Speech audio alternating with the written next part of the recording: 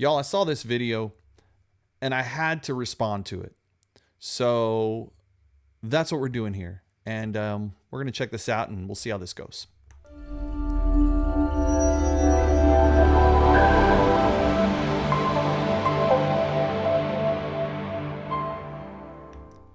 All right, y'all. So here we are. And I happened to catch this video as I was scrolling. And it's by The Atheist Experience. And it's called God Isn't Great Nor Good.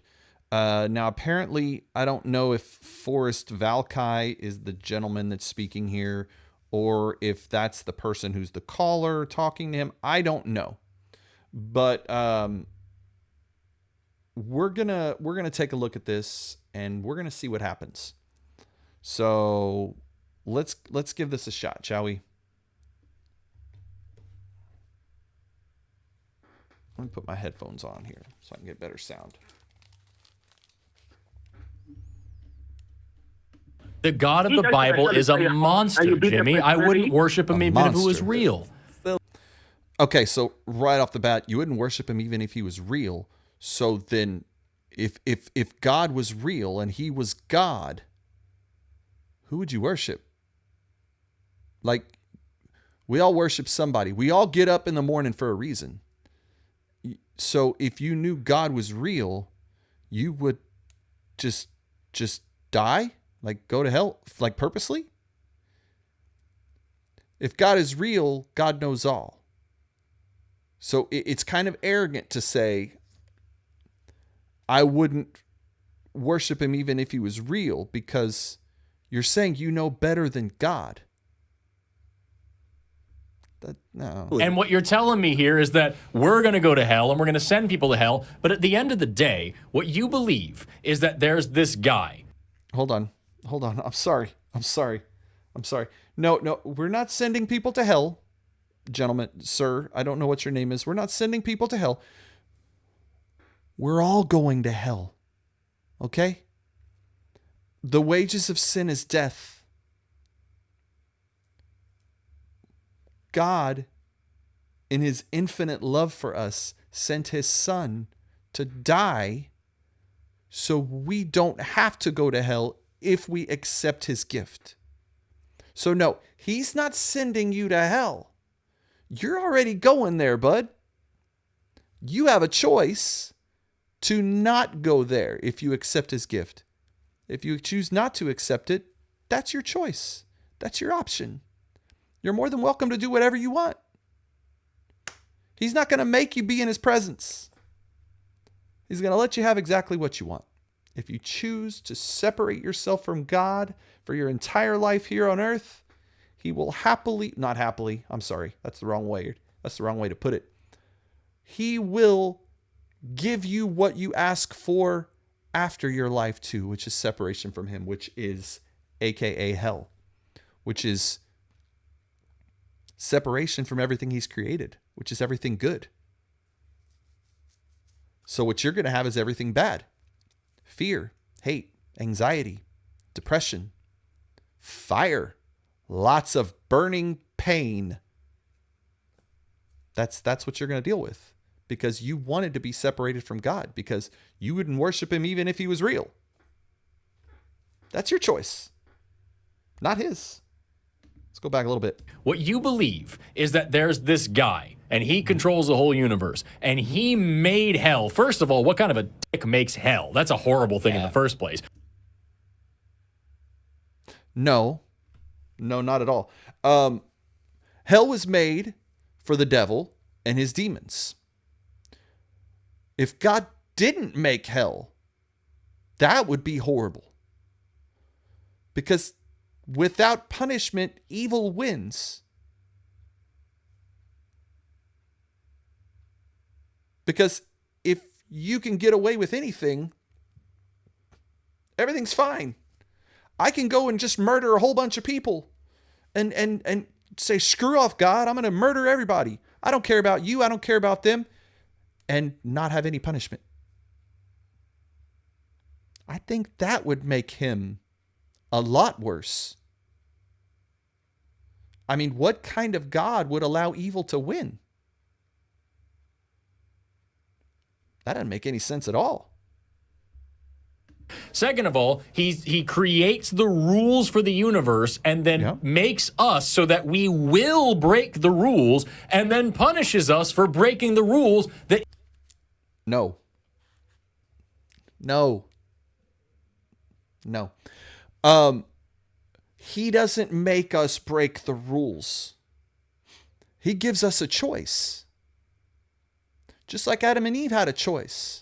He put that tree in the middle of the garden. You know why? Because at the center of everything is a choice. You have to choose. Do you choose God or do you choose separation from God? What do you want? Do you want to follow good? Do you want to follow evil? He's not making you do anything. The fact that you think he's making you do anything means you're playing a victim. And you're not a victim. God loves you. Even you, the gentleman in this video, God loves you. And there's nothing that's going to change that. But you have got to understand that this is not his choice. This is your choice. You have an opportunity to choose life. But for some reason, you don't want to accept it. Everybody in this world has pride. We all do. At some point, you got to set that aside. You've got to set that aside. he made us break. That's No. a dumb, stupid, useless, mean, cruel, ignorant, arrogant, terrible God. And So let me ask you a question right now for all the people watching this video. This is going to everyone else. This guy here, he doesn't believe in God, he says. He says he doesn't think God exists. If you didn't believe someone existed, would you call them a dumb, stupid, useless, mean, cruel, ignorant, arrogant, and terrible? I wouldn't. I would be like, yeah, that doesn't exist, man. I'm sorry. Why are you so angry at God? I don't think this guy truly believes God doesn't exist. I think he's angry at God. I think something happened in his life that was absolutely horrific, and he has decided to blame God for it. God did not create evil. Evil is not measurable, just like cold is not measurable. Evil is the absence of good, like cold is the absence of heat. So, evil occurs when God is not there. So, when we decided to tell God to shove off, we don't need him, that's where evil comes into play. And I'm sorry for whatever happened to you, man. And that's what I'm assuming happened here, because nobody would say God doesn't exist and then call him dumb, stupid, useless, mean, cruel, ignorant, and arrogant, and terrible. That's a lot of names, man. That's a lot of names for a God that doesn't exist. And I'm sorry for anything that's happened to you that has hurt you, that you blame God for, but man, God didn't do it. God had nothing to do with it. It's the absence of God that had to do with it. I'm very happy that there's no good reason to believe in it. The God of the Bible is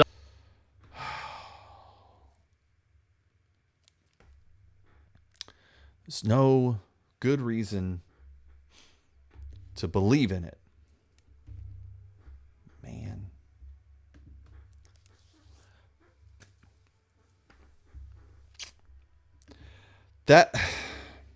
Listen, builders are needed to create a building. A painting has to have a painter. And creation must have a creator. There is way too many coincidences in this world to say that there's no good reason to believe in God. The fine-tuning of the universe, the cosmological arguments, the teleological argument, I don't even know if I pronounced that right. The fact that the Bible is the most attested to book in ancient history, historical and archaeological findings have come from reading the Bible. The historical evidence for Jesus, how he lived his life, died on the cross, rose from the dead, the complexity of your DNA, the complexity of your eyeball.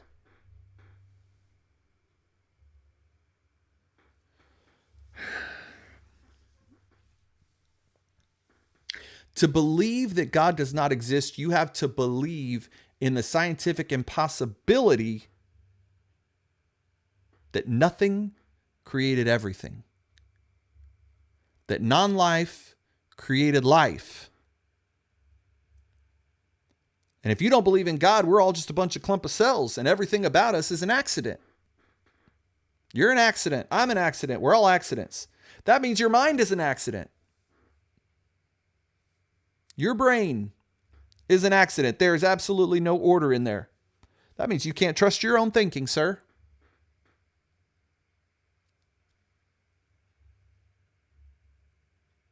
How do you trust what you just said? Your brain doesn't work. Your brain doesn't work properly. It's an accident. You're just a clump of cells. There are objective morals in this world. A lot of atheists don't believe in objective morals, but there are objective morals in this world. To have objective morals, we have to have someone who creates those morals outside of us. And if you're going to sit here and tell me you don't believe in objective morals, I'd love to see you tell Mao Zedong or Joseph Stalin that even though you personally don't believe in their morality, their morals are just as valid as yours.